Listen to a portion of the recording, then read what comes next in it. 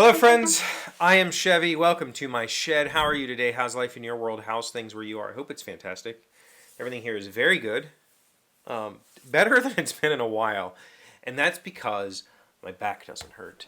I've told you guys for months now that I've had issues with my back. It's actually been happening for a few years, like 3 years ish. Where I'll be fine for a while, and then all of a sudden I'll do something stupid like, this last time I went to put a sock on, and then I couldn't walk for a week, and that was in January. And so from January until we went to Denver, my back was on fire that entire time. There was a couple weeks where it was really bad, like seriously considering ER kind of bad, and then that dwindled and just became a pain for a long time. But while we were in Colorado, it went away. And completely. Like, I'm pain free. I'm still scared to death of hurting it again, whatever happened, but I'm pain free.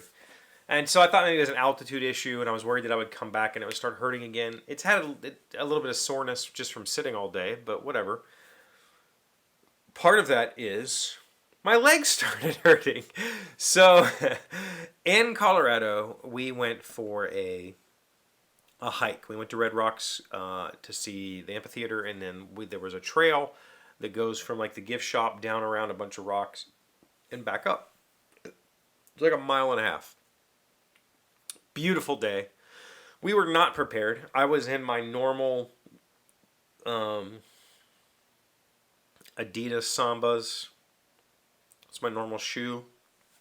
Jeans, a sweatshirt, like a light sweatshirt. We were not prepared, but it was a gorgeous day, and I thought, let's do it. It's just a mile and a half. I walk a mile every day. Not a big deal. And it wasn't. We walked, the thing was, it was downhill and then turn and go uphill. But I did, physically I felt great. I wasn't breathing heavy. I was, let's go, woo. And that was all fine and dandy.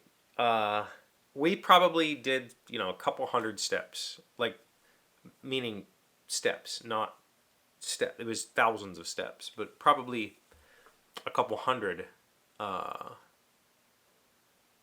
maybe even more than a couple hundred, maybe 300 steps. There was a lot of steps in this hike, and then in the final ascent to the top of the amphitheater.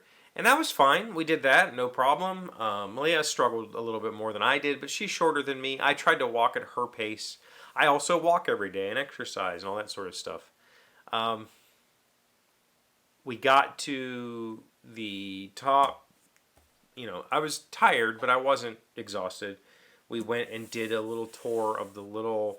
They have like in the visitor center. There's a little, like all the musicians who ever played there. You can kind of go see their names. So I went and looked at my, to find Flogging Molly on there and some other bands I care about. No problem. Left. Great. It was a good day. Like a really good day. Got on the plane that night. Came home. No problem.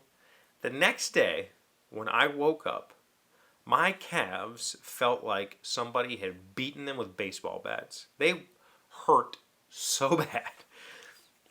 And they kept hurting through the weekend. It wasn't until like Sunday or maybe Monday where I felt pretty okay. I think Sunday I felt pretty okay. By Monday I felt okay. But I thought, man, maybe I really did some damage. I'll just not walk for a few days. So I haven't walked all week. Today is the first day I have walked since that hike. But my first, my normal mile-ish walk at lunchtime walk. Malia was worn out, but didn't have any issues with her legs hurting. She's 17 years younger than me. But... And that part of that is I don't want to accept it, right? Like, I already have to accept my eyes failing me. For those of you that don't know, I didn't start wearing glasses. In fact, I think I was wearing glasses during when I started this show is about the same time in my life where I had to start wearing glasses. So I went into my late 30s without wearing glasses. And now I have these body failings constantly. It's just like, man, this 40 sucks. It's stupid. What else is going to happen? at 39, 40, I started waking up at 5 o'clock in the morning for no freaking reason. Doesn't matter what time I go to sleep. I wake up between 5 and 5:30 every day. Just, I'm awake now. Now pains happen because I did some mild exercise. Even though I do mild exercise every day. I'm not okay with it. Especially, we're talking about children. You know, I still have, hopefully, a long and fruitful marriage. I don't want to be broke. I want to be able to enjoy life with her, right? Like, it's dumb. It's just dumb. But that's okay. I'll just keep doing the exercise. I keep eating right. I've cut added sugar completely out of my life. I don't want it anymore.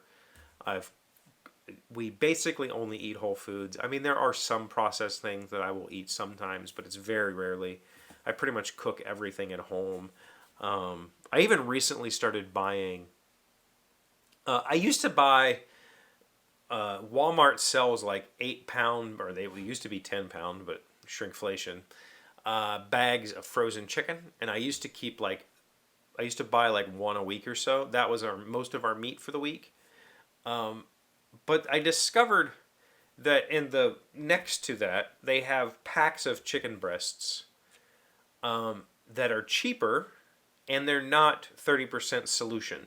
If you look at the frozen stuff, often it's sold by weight, 8 pounds, and it's allowed to be up to 30%, they say 30% of a solution. And what that is basically salt water and maybe some minerals added to give the chicken flavor, but also to make it weigh more.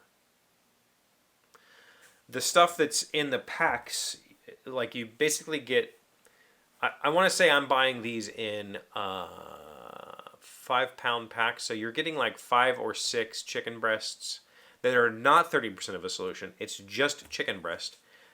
It's cheaper than buying the 8-pound frozen bag. And part of the reason it's cheaper is it's not cleaned as much. You still have to cut some of the fat and stuff off. But I've been wanting to pre-slice my chicken breast anyway, because a thick chicken breast takes forever to cook. I don't like it. So I've been buying those little packs. So they're even less processed than the frozen stuff, which I think is good. And I've been slicing those in half and then putting freezer paper between them and freezing them. And so I have frozen chicken because I can just pull it out and cook it or whatever. But I'm eating healthy, pretty darn healthy. I try to eat vegetables with every meal. I don't eat a ton of carbs. I don't avoid carbs, but I'm not like pounding a loaf of bread every day or anything like that. I'm not drinking sugar in anything. I very rarely will have maybe some dark chocolate would be the most I would ever go. Like, I don't eat cakes and candies and all that sort of stuff. But I'm trying to be healthy. I really am. I do morning back exercises, stretches, kind of yoga stuff, push-ups, all that sort of stuff. I do my walk every day. Like, what is happening? I don't want to be feeble. That's like a serious fear of mine right now, especially with a younger wife that wants to have children. Like, I don't want to be that old dad who can't do stuff. I guess I got to try harder. Maybe it's time to get a gym membership or something and start really pushing myself. I don't know. Getting old's stupid. You got any thoughts about growing up? Put it in the comments.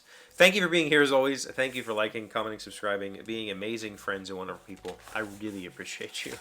And I'll see you again tomorrow. Today's word you should know sounds smart is vanguard. It is a noun meaning that which is the forefront or leading edge, the most advanced group. Robert is among the vanguard of area oneophiles. Vanguard. V-A-N-G-U-A-R-D.